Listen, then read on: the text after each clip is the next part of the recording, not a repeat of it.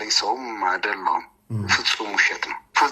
ፍጹም የትኛው ጀርናል ነው? የትኛው ፊልድ ማርሻል ብርሃኑ ይሄን እያደረጉ ነው ያሉት? አሁን በደርግ ጊዜ የነበሩ የኢትዮጵያ ጀርናሎች ይሄን አድርገዋል? አብዱዋይቡን ወገዛለን ጽቦ ገዛ። በሁሉም ክረምቶች አስቡት፣ በሁሉም ክረምቶች ዱባይና አሜሪካ ነው የሚሄዱት የደርግ ጀርናሎች። ሌተናል ጀርናል ሐዲስ ተድላ በህይወት አሉ። አሁን ምን አላቸው? ይሄ ነው ብለህ የምትቆጥረው ነገር የላቸውም። እንግዲህ ሌተናል ጀነራል ሐዲስ ተድላ የመከላከያ ሚኒስትር ኤታ ማዦር ሹም ነበሩ። ልክ ዛሬ ልክ እንደ ፊልድ ማርሻል ብርሃኑ ጁላ ነበሩ። ምንም የላቸው፣ እንደ ማንኛውም ኢትዮጵያዊ ነው የሚንቀሳቀሱት። እነ ጀነራል ተስፋዬ ሀብተማርያም ምንም የላቸው። እነ ጀነራል ሌሊሳ ምንም የላቸው፣ ሌሊሳ መርዳሳ። እነ ጀነራል ዋሲሁን ንጋቱ ምንም የላቸው። እነ ጀነራል ማን ከማን ብዬ ልጥቀስልህ? እነ ካሳዬ ጨመዳ ምን አላቸው? እነ ፊልድ ማርሻል ብርሃኑ ጁላ እንደዚህ አይነት ፕሮፐርቲ አስበውትም ሰምተውም አያውቁ፣ እንኳን ኖሯቸው ቀርቶ። የትኛው የኢትዮጵያ ጀርናል ነው በታሪክ አጋጣሚ ከሀ ጀምረን እስከ ዛሬው ድረስ ብንመጣ የትኛው የኢትዮጵያ ጀርናል ነው የትራንስፖርት ካምፓኒ ያለው? በትራንስፖርት ካምፓኒም አልቆመም። አግሮ ኢንዱስትሪም አለኝ ብሏል። አግሮ ኢንዱስትሪ አለኝ ብሏል። እንግዲህ አስቡት፣ አግሮ ኢንዱስትሪ ምን ያካትታል የሚለውን ነገር በዝርዝር አላወራም። ኢትዮጵያ ወታደር ሆኖ ፎቅ በፎቅ አውሮፓ ፎቅ፣ አሜሪካ ፎቅ፣ የትራንስፖርት ካምፓኒ ማለት እኮ እንትን ነች እቺ ትናንሽ ሚኒባስ ምናምን አይደለች። ለዚህ ነው እኛ እኮ የምንናገረው ይሄ ሀገር ተዘርፏል፣ እቺ ሀገር ተበዝብዛለች የምንለው በምክንያት ነው። ጥላቻ እኮ አይደለም። እኛ ተመስጠን ሰላሚኖን እንደምናዳምጠው እነ ምግበይ የጊታር ድምፅ ሳይሆን የመትረየስ ድምፅ ነው የሚሸታቸው የሚያዳምጡትን። ከኪሳችን እንደወለቀ የመገናኛ ሌቦች አሉ ከኪስ የሚያወልቁ፣ እንደዛ ነው እየሆነ የነበረው። በመንግስት መግለጫ ላይ በአዲስ አበባ ውስጥ ፎቆች ደርድሯል። በኢህአዴግ ዘመን በሌብነት ስሙ የታወቀ ነው። በአሁኑ ሰዓትም በዱባይ ቤት ሊሰራ እና ሊገዛ እንደዚህ እየተዘጋጀ ነው የሚል ይዘት ያለው መልእክትም አለ። በእርግጥ በአዲስ አበባ እነዚህ ፎቆቹ ከነበሩ የት አካባቢ በምን ሁኔታ ነው ያሉት? አሁን መንግስት ወርሷቸዋል ወይስ መንግስት አግዷቸዋል? እንዴት ያለ ይዞታ ነው ያላችሁ? እኔ ፎቆች የሉኝም። አዲስ አበባ እንደ ማንኛውም ዜጋ መደበኛ የሆነ ቦታ አለኝ። ምንም መንግስትም ያውቀዋል። ከዚህ በፊትም መከላከያም እያለሁት በኢትዮጵያ መከላከያ ውስጥ እያለሁም የነበረ ቦታ ነው። ከዛ የተለየ ነገር የለም። መንግስት ከዚህ በፊት በነበረ ጦርነት እንደ ማንኛውም የትግራይ በዚህ ጦርነት የተሳትፈዋል በሚል ታጉደው ነበር። ኋላ መንግስት በአግባቡ የለቀቃቸው ናቸው። ስለዚህ የተለየ ሀብትም ያለኝ ሰው አይደለሁም። በቢዝነስ ውስጥ ነበርኩ ለተወሰነ 7-8 ዓመት። በዛ ከቢዝነስ ጋር ተያይዞ አንዳንድ የተወሰነ ቤተሰብ የሚያስተዳድርበት አቅም ለመገንባት ሞክሬ ነበር፣ አልተሳካም በተፈጠረ ሁኔታ። ስለዚህ የተለየ ሀብት ያለኝ ሰውም አይደለሁም። ፍጹም ውሸት ነው። ፍጹም እንደዚህ አይነት መንግስት ገዛውቱን ለነ አዲስ አበባ ጽቦ ዝካረ አብ ትግራይ መቀለውን ለነ አብዱዋይቡን ወገዛለን ጽቦ ገዛ። እንግዲህ ክብራትና ክብራን ኢትዮጵያውያን ወርቅ አዝማች ምግበይ በአማርኛና አንድ ደግሞ በትግርኛ የሰጡት ቃለ መልስ ነው አሁን ቀንጨብ አድርገን ያስደመጥናችሁ። እንግዲህ ወርቅ አዝማች በአማርኛ ያሉት ምንድነው? ባጭሩ እንደ ማንኛውም የኢትዮጵያ መከላከያ ሰራዊት መኮንን ጀነራል መንግስት የሚያውቀው ነገር ነበረኝ። ቤተሰብ ለማስተዳደርም ከ7 ዓመት በፊት ጥቂት ቢዝነስ ነገር ጀምሬ ነበረ፣ ያም አልተሳካም የሚል ድምዳሜ ላይ ነው የአማርኛው ቃለ ምልልሳቸው የነበረው። ትላንትና ከትላንት ወዲያ ይሰጡት አለ በትግርኛ። እንግዲህ በትግርኛ በሰጡት ቃለ ምልልሳቸው ላይ የአማርኛው ላይ ምንም በቃ እንደ ኢትዮጵያዊ ጀርናል ነው ሲሉ ተደምጠው፣ አሁን ደግሞ ምንድነው ያሉት?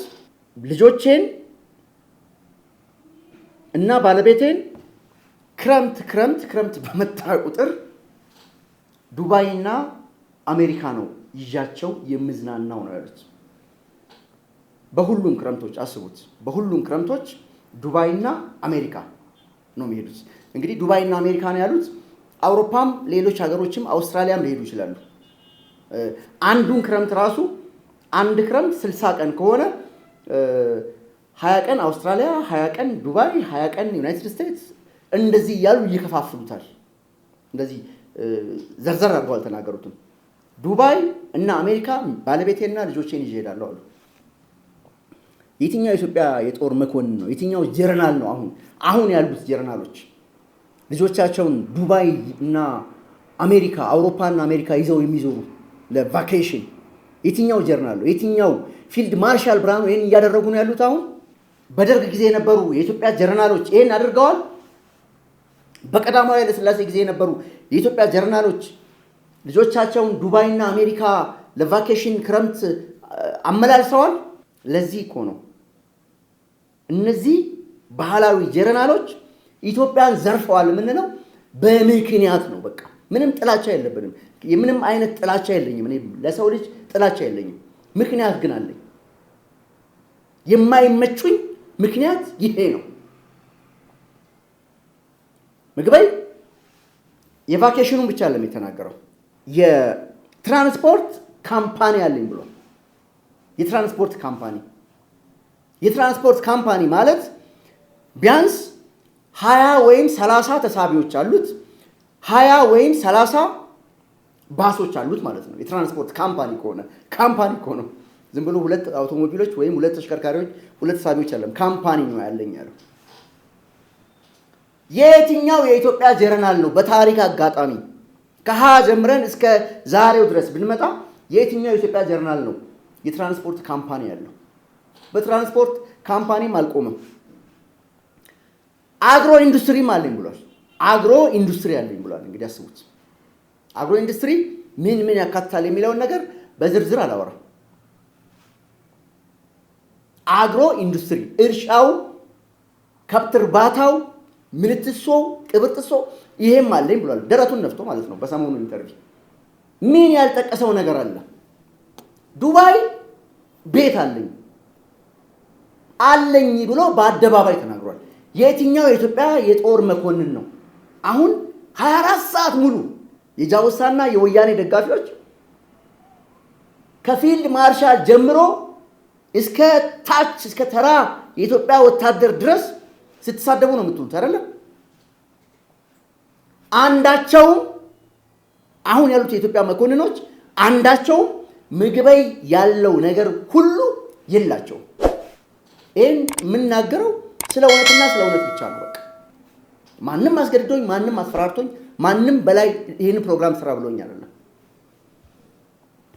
ከቀዳማዊ ኃይለ ሥላሴ ጀነራሎች ጀምሮ በደርግ ጊዜ የነበሩ ጀነራሎች ጀምሮ ዛሬም አክቲቭ የሆኑ ኢትዮጵያን የሚያገለግሉ ጀነራሎች እንኳን የትራንስፖርት ካምፓኒ እንኳን አግሮ ኢንዱስትሪ የአግሮ ምንትሶ የዱባይ ሪል ስቴት እንደዚህ አይነት ነገር ሰምተውም አያውቁ፣ እንኳን ሊኖራቸው ይቅርና እነ ፊልድ ማርሻል ብርሃኑ ጁላ እንደዚህ አይነት ፕሮፐርቲ አስበውትም ሰምተውም አያውቁ፣ እንኳን ኖሯቸው ቀርቶ። ለዚህ ነው እኛ እኮ የምንናገረው ይሄ ሀገር ተዘርፏል፣ እቺ ሀገር ተበዝብዛለች የምንለው በምክንያት ነው። ጥላቻ እኮ አይደለም። በቃ መሬት ላይ ያለውን ነገር ነው የምንናገረው። የደርግ ጀነራሎች አሁን አሉ። የደርግ ጀነራሎች ሌተናል ጀነራል ሐዲስ ተድላ በህይወት አሉ። አሁን ምን አላቸው? ይሄ ነው ብለህ የምትቆጥረው ነገር የላቸውም። እንግዲህ ሌተናል ጀነራል ሐዲስ ተድላ የመከላከያ ሚኒስትር ኤታ ማዦር ሹም ነበሩ። ልክ እንደ ፊልድ ማርሻል ብርሃኑ ጁላ ነበሩ። ምንም የላቸው፣ እንደ ማንኛውም ኢትዮጵያዊ ነው የሚንቀሳቀሱት። እነ ጀነራል ተስፋዬ ሀብተማርያም ምንም የላቸው። እነ ጀነራል ሌሊሳ ምንም የላቸው፣ ሌሊሳ መርዳሳ። እነ ጀነራል ዋሲሁን ንጋቱ ምንም የላቸው።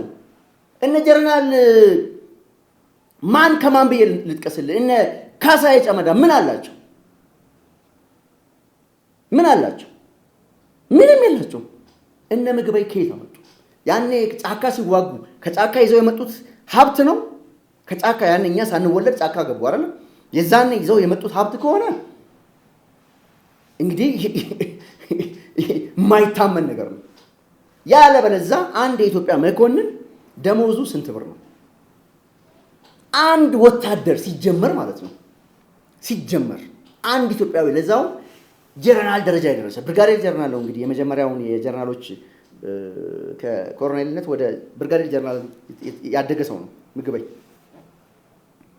እሺ ጀነራልቱም ይቀር 10 አለቃም ይሁን 50 አለቃም ይሁን ተራ ወታደርም ይሁን አንድ ኢትዮጵያን ያገለገለ ሰው ወይም ስለ ሀገር ይሄን ያህል የሚቆረቆር ሰውዬ በየቀኑ ብርጌድ ክፍለ ጦር ክፍርጥሶ ምናምን ሲል የቆየ ሰውዬ ወታደር እንዴት በምን ሂሳብ ነው ወደ ቢዝነስ ወደ ሀብት የሚሄደው? ምንድነው ወታደር? እኛ የምናውቀው በዓለም ላይ ወታደሮች ጡረታ ያወጣሉ፣ በሚኖሩበት አካባቢ ይከበራሉ። መንግስት ጡረታ ሲወጡ የሚገባቸውን ክብር ይሰጣቸዋል። ሀገርም ክብር ታከብራቸዋለች፣ ታመሰግናቸዋለች። ወታደር ከመቼ ጀምሮ ነው?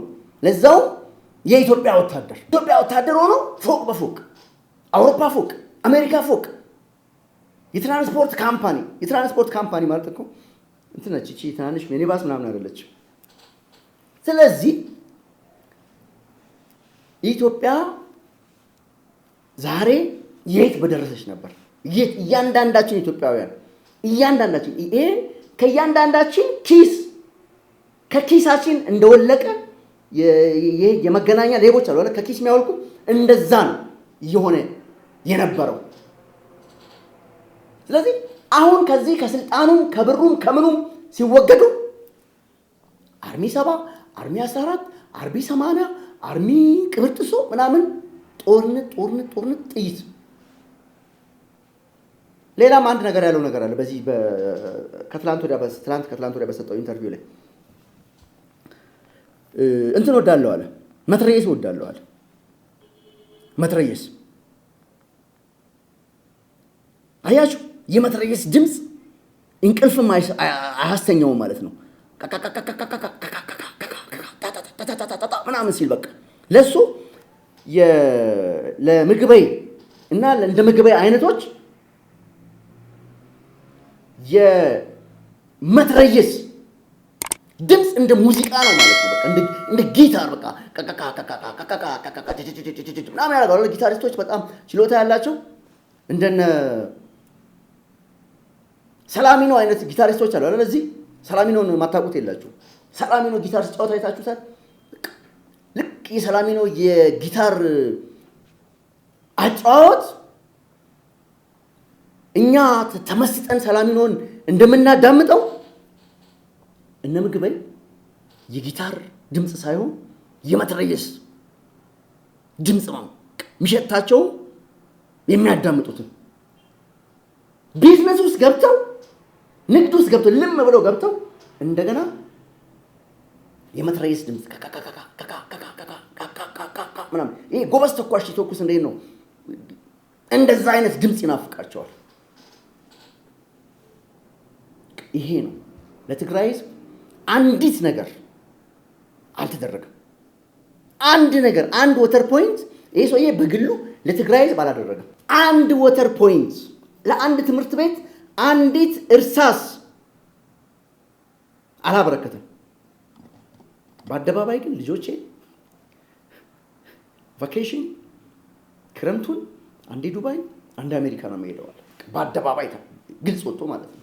ለኢትዮጵያ ይሄን ያህል የፈጉ ጀነራሎች፣ ለኢትዮጵያ ደማቸውን የከሰከሱ ከጣሊያን ጊዜ ጀምሮ ለኢትዮጵያ የሞቱ ጀነራሎች ይሄን ጉድ ቢሰሙ ምን እንደሚሉ አስቡት።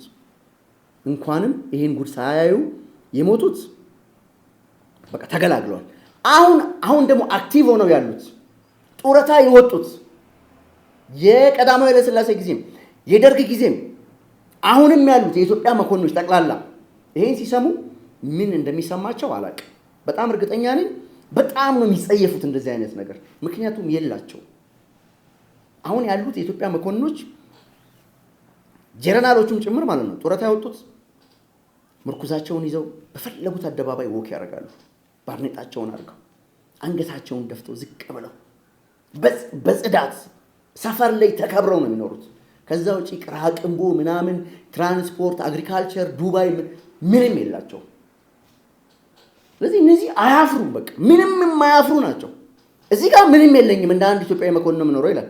እዚህ ጋር መጥቶ ደግሞ ወደ 30 ምናምን ፕሮፐርቲ አለኝ ይላል። እኛ ታዲያ እንዴት አንቃወም? ይሄንን እንዴት ነው እነዚህን ሰዎች ካሁን በኋላ እኛ አይደለም ለስልጣን ለሌላም ነገር እኮ ማየት አንፈልግም። እንደዚህ አይነት በጣም የቆሸሸ ነገር በፍጹም ማየት አንፈልግም።